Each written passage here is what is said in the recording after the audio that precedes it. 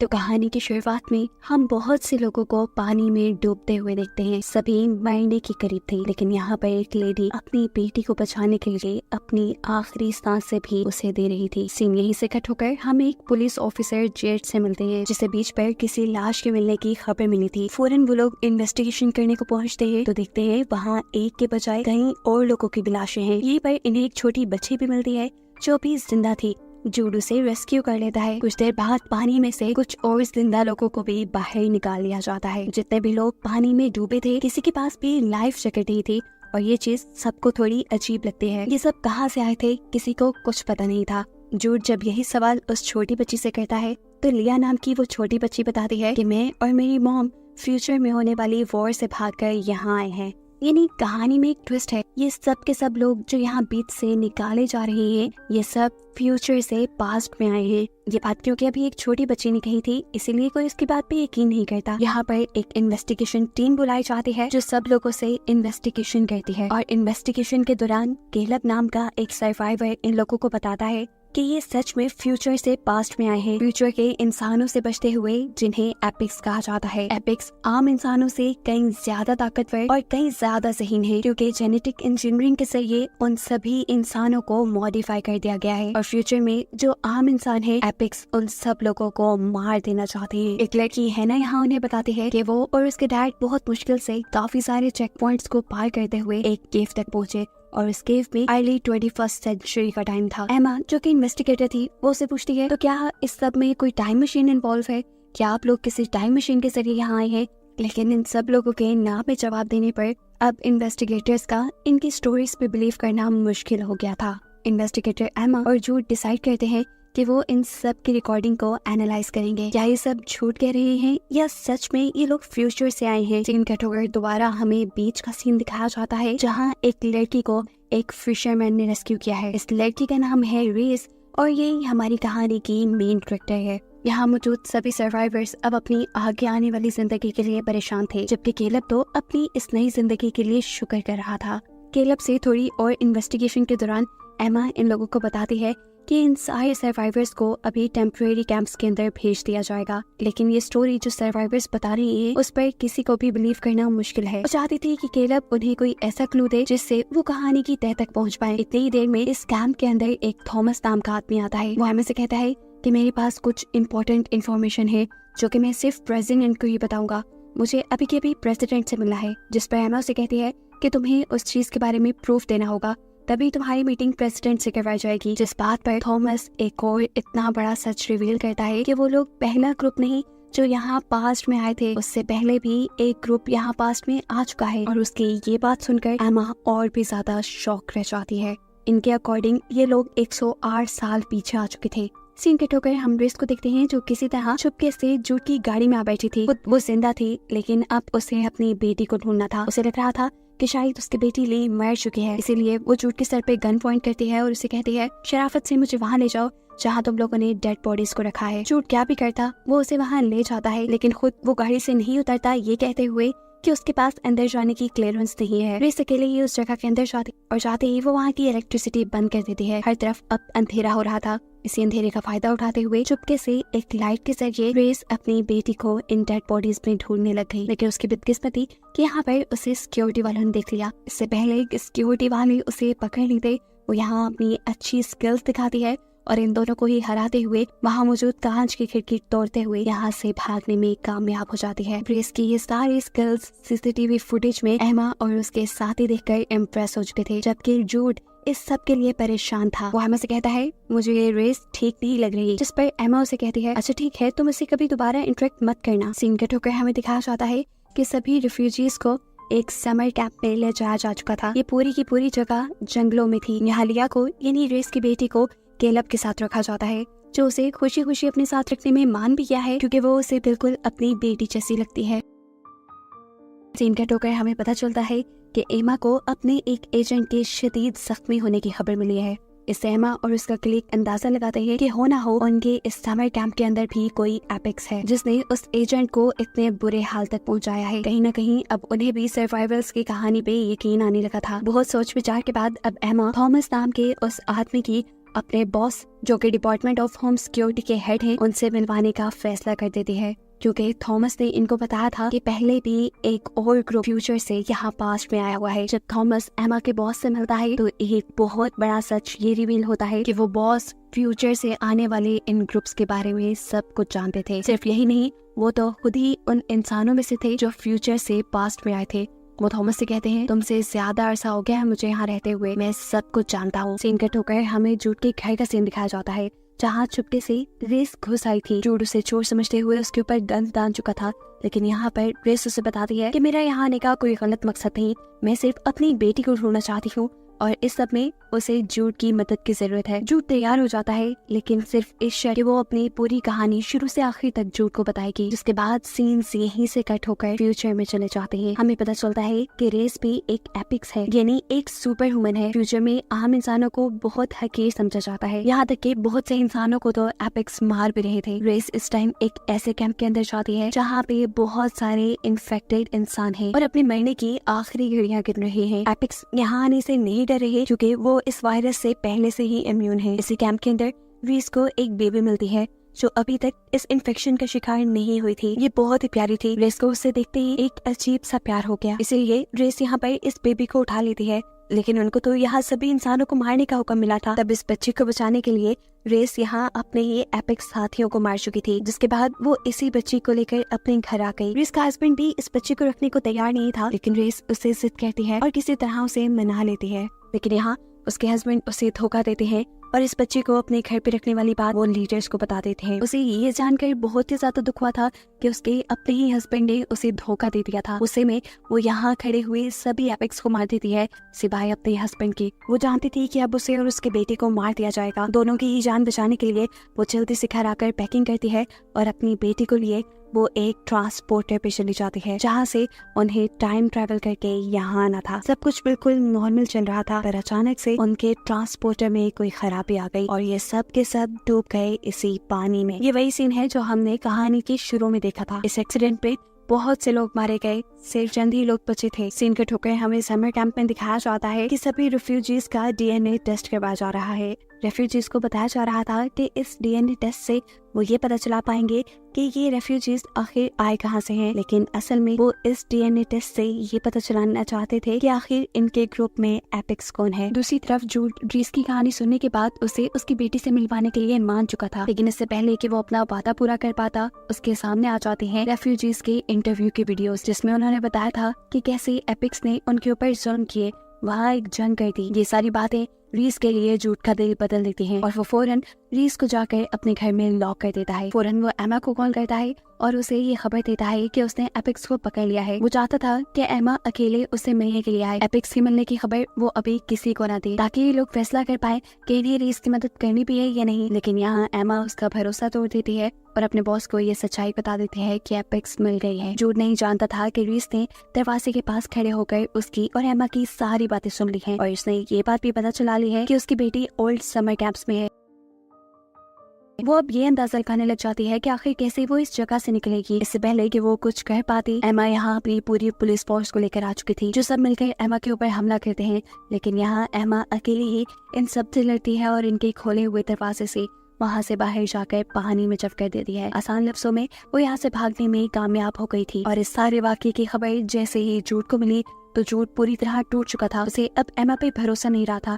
वो एमा को फोन करके बता भी देता है कि अब वो इस प्रोजेक्ट में और एमा का साथ नहीं दे पाएगा। ये कहते ही उसने फोन रख दिया। ये प्रोजेक्ट छोड़ने के बाद वो अपनी नॉर्मल लाइफ में वापस आ चुका था, जहाँ उसकी एक फैमिली थी, उसका एक बेटा था। रीस भी अब पानी से निकल कर एक स्टोर में आ जाती है, जहाँ आते ही उसने अपने ऊपर लगी हुई गोली का इलाज किया और फिर स्टोर के डोर पे एक खतरनाक मैसेज लिखते हुए वहाँ से भाग गई। दूसरी तरफ समर कैंप के अंदर हम दोबारा थॉमस से मिलते हैं, जिसकी एमा के बॉस से मीटिंग हो चुकी है। मार मार के उसने थॉमस को इस बात पे एग्री कर लिया था कि वो सच्चाई यहाँ किसी को भी नहीं बताएगा कि असल में बॉस भी फ्यूचर से आए हुए हैं। ना सिर्फ ये, वो तो थॉमस को अपनी मदद करने के लिए भी मना लेता है और उसे जिम्मेदारी देता है कि वो मेक श्योर करे कि सभी रेफ्यूजीज उनके ऑर्डर्स को फॉलो कर रहे हों। कैंप पे ही रेफ्यूजी हैना को कोई आदमी तंग करने लगा था। वो इस चीज से बहुत ज्यादा खौफ में आ चुकी थी। इसके बारे में वो यहाँ पुलिस ऑफिसर को भी बताती है, लेकिन पुलिस ऑफिसर उसकी बात पे ध्यान नहीं देते। वो इस कैंप से भागना चाहती थी, लेकिन जब कोई उसकी बात सुनने को तैयार नहीं होता तो वो पुलिसमैन की कार में छुप कर ही यहाँ से बाहर निकलने में कामयाब हो जाती है। सीन कट होकर हमें जंगल का सीन दिखाया जाता है, जिस जंगल को चारों तरफ से पुलिस ने घेरा हुआ है, क्योंकि ये जंगल उस स्टोर के करीब था जिस स्टोर पे रीस एक मैसेज लिख कर आई थी। वो लोग जानते थे कि रीस यहीं कहीं छुपी होगी। हम भी रीस को यही पत्तों में छुपा हुआ देखते हैं, जो कि अचानक से एक पुलिस ऑफिसर के ऊपर हमला करके उसे मार देते हैं।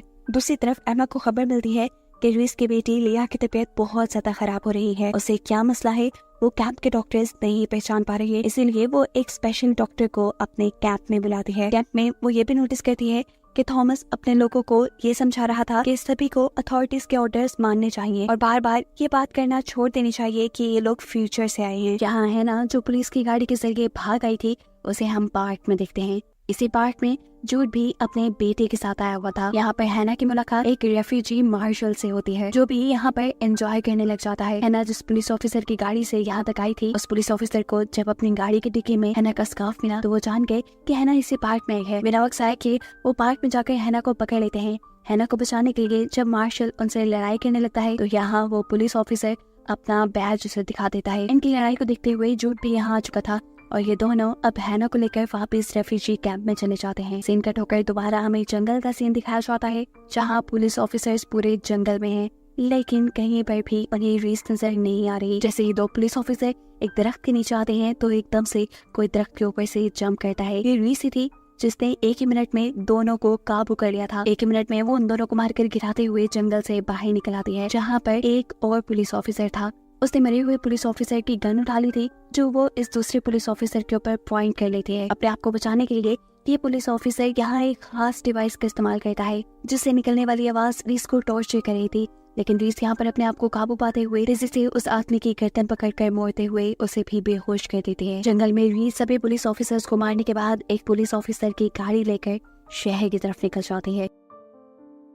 पुलिस ऑफिसर्स के मरने की खबर जैसे ही जूड को मिलती है तो जूड इन्वेस्टिगेशन करने के लिए यहाँ पे आता है और उसे रीस के मारे हुए आखिरी पुलिस ऑफिसर के मुंह में एक पैगाम मिलता है, जिसमें लिखा था अब तुम तड़पोगे। ये पढ़ते ही जूड को सबसे पहले अपने बेटे का ख्याल आया। वो जैसे ही अपने घर पे गया तो उसका शक बिल्कुल ठीक था। रीस ने उसके बेटे को किडनैप कर लिया था। ये जानकर वो बुरी तरह रोने लग जाता है और तभी उसे रीस की कॉल आती है, जो जूड को बताती है कि उसी ने उसके बेटे को किडनैप किया है, लेकिन फिलहाल वो बिल्कुल ठीक है और ठीक ही रहेगा, सिर्फ इस शर्त पर कि जूड उसकी बेटी से मिलने में उसकी मदद करे। जूड भी मान जाता है क्योंकि अब उसके पास कोई दूसरा रास्ता नहीं था। अपने बेटे के फोन के जरिए वो कंटिन्यूअस अपने बेटे की लोकेशन को ट्रैक करना चाह रहा था, लेकिन अफसोस कि रीस उससे ज्यादा ज़हीन थी। उसने जूड के बेटे का फोन एक खाली कार में छोड़ दिया था। ना चाहते हुए भी अब उसे रीस का काम जल्दी से जल्दी करना था। वो जैसे ही रेफ्यूजी कैंप की तरफ जाता है तो यहाँ दूसरे ऑफिसर्स उसे रोक लेते हैं, क्योंकि जूड का अंदर आना मना था। जूड इन पुलिस ऑफिसर्स को चकमा देकर जैसे ही अंदर आने की कोशिश करता है तो सिक्योरिटी गार्ड्स उसे पकड़ लेते हैं। इससे पहले कि वो जेल चला जाता, सही वक्त पर उसकी बॉस एमा आकर उसे बचा लेती है। इस टाइम एमा की सवालिया नजर जूड से पूछ रही थी कि आखिर तुम कर क्या रहे थे। जूड उसे साफ साफ बता देता है अपनी और रीस के दरमियान में होने वाली डील के बारे में, साथ ही ये भी कि रीस ने उसके बेटे को किडनैप कर लिया है। अगर वो रीस की बेटी को उस तक ना लेके गया तो वो उसके बेटे को मार देगी। ये सुनकर एमा उसे कहती है आई एम सॉरी, मैं तुम्हारी कोई मदद नहीं कर सकती, क्योंकि रीस की बेटी ली एक बहुत ही बुरे वायरस से इन्फेक्टेड है। ये अगर बाहर लोगों में फैल गया तो दुनिया के खतरे में आने के चांसेस हैं। जूड खुद भी इस टाइम उस बच्चे को आइसोलेशन चैम्बर के अंदर देख रहा था। एमा यहाँ उसे सारी कंडीशन बताकर और ये कहकर चली जाती है कि तुम इसे यहाँ से नहीं ले जा सकते। उसके जाने के बाद जूड यही सारी बातें डॉक्टर से कंफर्म करता है और डॉक्टर को कहता है इस लड़की का यहाँ से लेके जाना मेरे लिए बहुत जरूरी है। तब डॉक्टर जूड से कहते हैं अगले कई घंटे उसकी जिंदगी के लिए बहुत जरूरी है, अगर तुम उसे यहाँ से ले गए तो ये मर जाएगी। उसकी बात सुनकर जूड कहता है अच्छा ठीक है, तो फिर तुम मेरे साथ चलो, जाकर रीस को सारी सिचुएशन बताओ। डॉक्टर जैसे ही इस बात से इनकार करते हैं तो जूड उन्हें ब्लैकमेल करने लग जाता है, ये कहते हुए कि वो इस बच्ची का आइसोलेशन चैम्बर तोड़ देंगे। ऐसे ना चाहते हुए भी डॉक्टर को उनके साथ जाना पड़ता है। जूड के यहाँ से निकलने की खबर जैसे ही एमा को हुई, उससे में एमा ने जूड को कॉल की। वो चाहती थी कि जूड डॉक्टर को लेकर फौरन से पहले कैंप वापस आ जाए, इससे पहले कि रीस उनके साथ कुछ बुरा कर दे, लेकिन जूड ये कहकर उसे इनकार कर देता है कि अगर वो रीस के पास ना गया तो उसके बेटे की जान खतरे में पड़ सकती है। एमा के साथ बात करते हुए जूड का फोन डॉक्टर पकड़ लेते हैं और एमा को बताते हैं कि अगर रीस यहाँ आ गई तो उसके खून से ली का इलाज करना और भी ज्यादा आसान हो जाएगा, क्योंकि वो एक एपिक्स है और उसके खून में इस वायरस की एंटीबॉडीज हैं। उसकी बात सुनते हुए एमा उसे जूड के साथ जाने की इजाजत तो दे देती है, लेकिन सिर्फ इस शर्त पे कि वो हर आधे घंटे बाद उसे अपडेट देगी। दूसरी तरफ हम देखते हैं कि रीस जूड के बेटे को लेकर फिशिंग पे गई थी, जहाँ जाने का उसे बहुत ही ज्यादा शौक था। इसीलिए ओलिवर यानी जूड का बेटा खुश भी था। वो रीस से पूछता है कि क्या तुम्हारा कोई बेटा या बेटी नहीं? रीस जवाब देती है, हाँ मेरी बेटी है, हम कुछ ही देर में उससे मिलेंगे। रास्ते में डॉक्टर और जूड रीस के बारे में ही बातें करते हुए जा रहे थे। डॉक्टर का मानना था कि रीस सिर्फ एवोल्यूशन की वजह से जेनेटिकली स्ट्रॉन्ग है, जबकि दूसरी तरफ जूड का मानना था कि नहीं, इन इंसानों को स्पेशल लड़ने के लिए ऐसा बनाया गया है, इसलिए रीस उनके लिए खतरनाक साबित हो सकती है। खैर ये लोग अब रीस के पास पहुंच जाते हैं। डॉक्टर रीस को जाकर सारा कुछ एक्सप्लेन करती है कि कैसे ली बीमार है और उसका बाहर निकलना सारी दुनिया को रिस्क में डाल सकता है।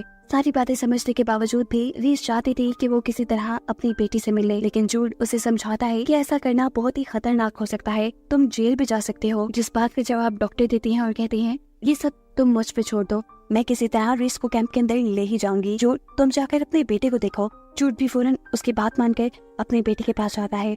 वो उससे मिलकर इतना खुश था कि उसकी आंखों से आंसू आने लगे थे। पुलिस स्टेशन के अंदर अब हम मार्शल को देखते हैं, जो एक पुलिस ऑफिसर से रेफ्यूजी कैंप का पता पूछ रहा है, क्योंकि दूसरा पुलिस ऑफिसर हैना को कैंप में ले गया था। वो उसके पास जाना चाहता था क्योंकि उसे हैना अच्छी लगने लगी थी, जबकि हैना तो इस टाइम अपने कैंप में एक चाकू बनाने की तैयारी में थी, जिससे वो उस आदमी पर हमला करती जो उसे हर रोज हरास करने के लिए उसके कमरे में आ जाया करता था।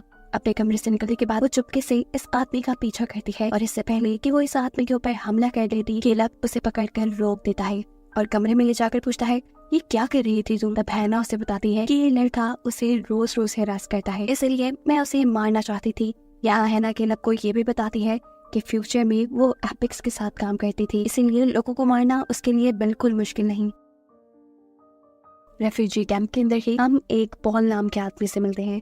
वो एक लड़की के पास बैठा हुआ था जो यहाँ स्केचिंग कर रही थी। पॉल उससे पूछता है, क्या तुम इंसानों के भी स्केच बना लेती हो? उसके हाँ में जवाब देने पर पॉल उससे रिक्वेस्ट करता है, क्या तुम मेरे लिए एक स्केच बनाओगी? वो इस लड़की से अपनी वाइफ का स्केच बनवाता है जिसे वो ढूंढना चाहता था। वो पहले ग्रुप के साथ माइग्रेट होकर यहाँ पास्ट में आई थी। ये स्केच लेकर वो एक पुलिस ऑफिसर के पास जाता है जो इस स्केच को एमा को दे चुका था। इस स्केच को देखते ही एमा एकदम से हैरान हो गई, ऐसे जैसे वो इस औरत को जानती हो। एमा जल्दी से गाड़ी लेकर किसी के घर जाती है। नॉक करने पे हम देखते हैं ये वही स्केच वाली लड़की थी, यानी पॉल की वाइफ। एमा उसके घर जाकर जब उससे उसकी कहानी जानती है तो ये औरत बताती है कि हाँ सच में वो पॉल की वाइफ है। उनकी शादीशुदा जिंदगी काफी अच्छी गुजर रही थी, लेकिन सिर्फ तब तक जब तक पॉल ने एक कल्ट ग्रुप को ज्वाइन नहीं किया था। ये कल्ट ग्रुप मानता था कि ये लोग फ्यूचर से आए हैं, यानी इस औरत का इशारा रेफ्यूजीज की तरफ था। एमा उसकी स्टोरी सुनकर कंफ्यूज हो जाती है और कहती है, क्या तुम्हारे पास इस चीज का कोई एविडेंस है? वो औरत कहती है हाँ, और यहाँ से उठकर कुछ पेपर्स लेने के लिए चली जाती है। जिस दौरान वो यहाँ नहीं थी,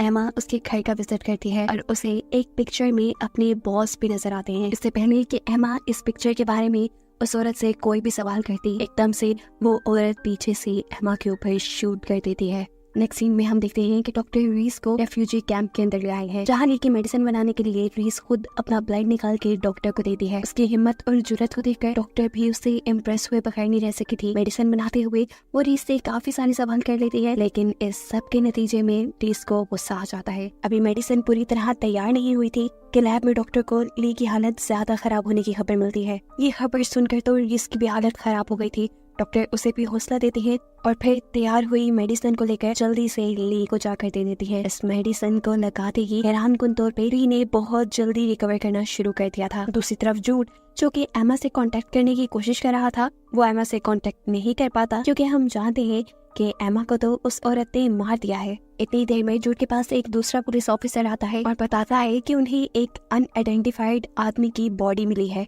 जिसे रीस यहाँ तक लेकर आई थी। बात थोड़ी कंफ्यूजिंग थी, इसीलिए जूड इस केस को खुद ले लेता है। अभी वो केस फाइल पढ़ ही रहा था कि दूसरा ऑफिसर आकर उससे एमा के बारे में पूछता है, जिसकी कहीं खबर नहीं मिल रही थी। जूड को लगा कि जरूर एमा के गायब होने के पीछे भी रीस का ही हाथ है, इसीलिए वो हर वो जगह चेक करता है जहाँ रीस गई थी। जूड वापस ऑफिस में आ जाता है और एमा के बॉस की इंफॉर्मेशन निकलवाता है। इतनी ही देर में इन्हें ये खबर मिलती है कि मार्शल की फैमिली का भी कार एक्सीडेंट हुआ था। हो भी सकता था कि इस डेड बॉडी का इस एक्सीडेंट से कोई ताल्लुक हो, इसीलिए ये लोग कड़ी से कड़ी मिलाना शुरू कर देते हैं और मार्शल को इन्वेस्टिगेशन के लिए बुलाया जाता है। मार्शल भी मरे हुए आदमी की लाश को आइडेंटिफाई कर लेता है और सीन यहीं से कट होकर हमें एक्सीडेंट का फ्लैशबैक दिखाया जाता है, जहां हमें मालूम हुआ कि इस एक्सीडेंट में एमा के बॉस और पॉल की वाइफ दोनों ही मुलविस थे। ये दोनों फ्यूचर से ही आए थे और यहाँ ये अपना एपिक्स को खत्म करने का प्लान भी बनाते हैं। एमा के बॉस को भी प्रमोशन मिल चुकी थी, अब उनके लिए ये काम, उनका मिशन आसान हो जाता। पर तभी उन्हें मालूम होता है कि फ्यूचर से 47 और लोग यहाँ पास्ट में आ गए हैं। खैर सीन दोबारा प्रेजेंट में शिफ्ट होते हैं और रिफ्यूजी कैंप के अंदर हम डॉक्टर को देखते हैं। डॉक्टर से केलब की वाइफ यानी वो लड़की मिलने के लिए आई है जिसे यहाँ आने पर ली की मॉम बना दिया गया था। वो डॉक्टर से ली की हालत पूछती है तो डॉक्टर बताती है कि ली पहले से बहुत ज्यादा रिकवर कर चुकी है। ये सुनकर वो हैरान हो जाती है और डॉक्टर से पूछती है कि आपने रेस की हेल्प ली है ना? मैंने आपको बताया भी था वो एपिक्स है, बहुत खतरनाक है, आपने क्या कर दिया? यहाँ डॉक्टर उसकी बातों पे ज्यादा ध्यान नहीं देती और खुद रीस की ब्लड से बनाए हुए मेडिसिन के साथ अपने ब्लड का रिएक्शन देखते हैं। माइक्रोस्कोप के नीचे वो ये देखकर हैरान थी कि उसके ब्लड में बहुत सारे पॉजिटिव चेंजेस आ रहे थे। खैर अभी के लिए वो रीस के पास जाती है और उसे उसकी बेटी की हालत के बारे में बताती है। वो रीस को लिया की फोटो भी दिखाती है और कहती है कि जल्द ही मैं कोशिश करूंगी कि लिया को हॉस्पिटल में एडमिट कर दिया जाए, वहाँ से तुम दोनों का भागना आसान हो जाएगा। इसके बाद रीस एक ऐसे आदमी के पास जाती है जिसके माफियाज के साथ बहुत सारे कनेक्शंस थे। वो चाहती थी कि इस आदमी के जरिए वो यहाँ रहने के लिए अपने और अपने बेटी के लीगल डॉक्यूमेंट्स बना ले। किलर का रीस को अपने बॉस के पास ले जाता है, जहाँ रीस जाकर उससे अपने मकसद की बात करती है। उसे लीगल डॉक्यूमेंट्स चाहिए थे जिसके बदले वो माफिया को पैसा भी देने वाली थी, लेकिन माफिया को रीस पे यकीन नहीं था। वो यहाँ अपने आदमियों के जरिए रीस को पकड़वाने ही वाला था, लेकिन रीस उल्टा उस आदमी को ही पकड़कर उसकी पिटाई करके बुरा हाल कर देती है और फिर माफिया के हेड से कहती है ये बैग खोलो। बैग के खोलने पे ये देखते हैं कि उसमें बाकी बहुत सारा पैसा था। सीन कट होकर दूसरी तरफ हम पुलिस ऑफिसर को एक एटीएम के पास देखते हैं जहाँ का पैसा चोरी हो चुका था। जाहिर सी बात थी, ये हम सबको ही समझ आ रहा था, ये पैसा किसी और ने नहीं बल्कि रीस ने ही चुराया था। दूसरी तरफ डॉक्टर और एमा के बॉस के दरमियान में मीटिंग होती है, जहाँ डॉक्टर उनको ये खुशखबरी देती है कि ली की हालत काफी अच्छी है, वो भी रीस की ब्लड की वजह से। डॉक्टर ने ये खबर उन्हें दे तो दी थी, लेकिन वो नहीं जानती थी कि ये अच्छी खबर उसी के ऊपर भारी पड़ जाएगी, क्योंकि बॉस उसे रीस और लिया के मिलाने की वजह से जॉब से निकाल देते हैं। ये सारी बातें जानकर डॉक्टर को बहुत ही ज्यादा गुस्सा आ रहा था। वो गुस्से में इस कैंप से बाहर निकल आती है। उसकी तबीयत भी खराब हो रही थी, जिसके चलते वो रीस को कॉल करती है। उसे अर्जेंट अपने लिए रीस का ब्लड सैंपल चाहिए था, लेकिन रीस ये देने से इनकार कर देती है क्योंकि उसे अपनी बेटी के अलावा किसी की परवाह नहीं थी। उसकी खुद गर्जी से झुंझलाकर डॉक्टर ने फोन साइड पे फेंका और इतने में ही सीवियर हार्ट अटैक आने की वजह से वो बेहोश हो गई, जिसके बाद उसे हॉस्पिटल में होश आया। सिंकट होकर हम रीस को देखते हैं जो अब वापस जाकर गैंगस्टर से कुछ वेपन्स खरीदती है जो ली को बचाने के मिशन में उसके काम आने वाले थे। जबकि दूसरी तरफ जूड एक मार्टिन नामी आदमी से मिलता है। ये प्राइवेट इन्वेस्टिगेटर था जो इसकी इस केस पे मदद करने वाला था। मार्टिन की दी हुई इंफॉर्मेशन से जूड को ये मालूम हो जाता है कि कहीं ना कहीं उनके बॉस भी इस सारे केस के अंदर इन्वॉल्व है। सीन कट होकर हम 27 लोगों के एक ग्रुप को देखते हैं। पता चला है कि ये वो ग्रुप है जो पहले फ्यूचर से माइग्रेशन करके यहाँ पे आया था। इनके दरमियान होने वाली बातों से हमें मालूम हुआ कि ये लोग एपिक से अपनी जान और आम इंसानों को फ्यूचर में बचाने के लिए यहाँ आए। इन सभी लोगों ने अपनी आइडेंटिटी चेंज कर ली थी और ये आम इंसानों के साथ घुल मिल कर रहने लगे थे। इनका मिशन था कि ये फ्यूचर में एपिक्स को बनने से रोके, लेकिन फ्यूचर से आने वाले दूसरे ग्रुप ने जैसे इनका सारा ही प्लान फेल कर दिया था, इसीलिए अब ये दूसरे माइग्रेट हुए ग्रुप को मारना चाहते हैं ताकि उनका ये सीक्रेट ही रहे कि वो भी फ्यूचर से आए हैं।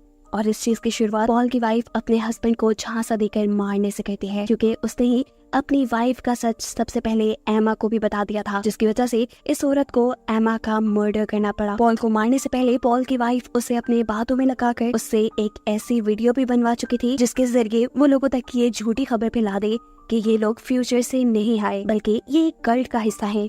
ये वीडियो देखने के बाद जूड बुरी तरह कंफ्यूज हो गया था कि आखिर कहानी है क्या। उसे शक था कि ये वीडियो भी कहीं उसके बॉस ने ही तो नहीं बनवाई। वो ये सारी कहानी अब अपने बॉस के मुंह से ही सुनना चाहता था और उसके लिए अच्छा ये हो गया कि उसे उसका बॉस ऑन ड्यूटी रोड पे ही मिल गया। एक ऑफिसर जब बॉस से उनके कार के डॉक्यूमेंट्स मांगता है तो उनके पास डॉक्यूमेंट्स नहीं थे। तब जूड दूसरी तरफ से उनकी कार के पास आता है और उन्हें कार में से शराब की स्मेल आती है, यानी वो शराब पीकर ड्राइविंग कर रहे थे और ये दो एक जुर्म था। इसी जुर्म में वो बॉस को पकड़ लेते हैं। ये खबर जब मेयर को मिलती है तो मेयर जूड पे गुस्सा होती है और किसी भी कीमत पर उनके बॉस को रिलीज करने के ऑर्डर देती है। ये सब वो गैर कानूनी तौर पे कर रही थी, इसीलिए जूड भी उन्हें ब्लैकमेल कर सकता था। जूड उन्हें कहता है, रेफ्यूजीज के बारे में कुछ सोचा? वो कब आजादी से अपनी जिंदगी गुजार पाएंगे? अपने आप को छुड़वाने के लिए यहाँ उनके बॉस उसे कहते हैं, अच्छा ठीक है, मैं रेफ्यूजीज को एक दिन के लिए टाउन में घूमने की इजाजत दे देता हूँ। ये खबर सुनने के बाद जूड थोड़ा सेटिस्फाई तो हुआ था, लेकिन इसमें भी बहुत सी शर्तें थी। रेफ्यूजीज को ट्रैकिंग ब्रेसलेट पहनाकर यहाँ से निकाला जा रहा था। ली और हैना कैलेब की वाइफ के साथ पहले ग्रुप में यहाँ से बाहर टाउन में निकलने वाले थे। कैलेब अपनी वाइफ से कहता है, मुझे डर लग रहा है, तुम बाहर नहीं जाओ, लेकिन कैलेब की वाइफ उसकी एक न सुनते हुए बाहर चली जाती है। वहीं रेफ्यूजीज कैंप के पास हम ग्रेस को देखते हैं, जो चुपके से एक स्नाइपर लिए वहाँ बैठी हुई थी। उसका प्लान था कि वो यहाँ सभी पुलिस ऑफिसर्स को शूट करके अपनी बेटी को छुड़वा कर यहाँ से ले जाएगी, लेकिन जब वो ये देखती है कि उसकी बेटी तो रेफ्यूजी कैंप से बाहर टाउन में जा रही है, तो उसे अब अपना प्लान बदलना पड़ा। इस टाउन में आकर ये लोग बहुत खुश थे। हैना दोबारा मार्शल से मिलती है और ये दोनों एक दूसरे के काफी करीब आ जाते हैं। दूसरी तरफ लिया को कोई एक लेटर देता है जिसके ऊपर एक अजीब सी लैंग्वेज लिखी हुई थी और साथ ही एक साइन बोर्ड बना हुआ था। लिया उस कार्ड को लेकर आगे बढ़ जाती है और थोड़ी दूर जाने पे उसे एक साइन बोर्ड नजर आता है जो बिल्कुल उसके कार्ड जैसा था। वो आगे बढ़ जाती है, एकदम से कोई उसे अंदर की तरफ खींच लेता है। ये कोई और नहीं बल्कि जूड था, जो उसके हाथ से ट्रैकिंग ब्रेसलेट उतार चुका था, जिसके बाद वह उसे रीस के हवाले कर देता है, क्योंकि कहीं न कहीं अब उसे रीस पे यकीन होने लगा था, या फिर पता नहीं वो रीस को फंसा रहा था।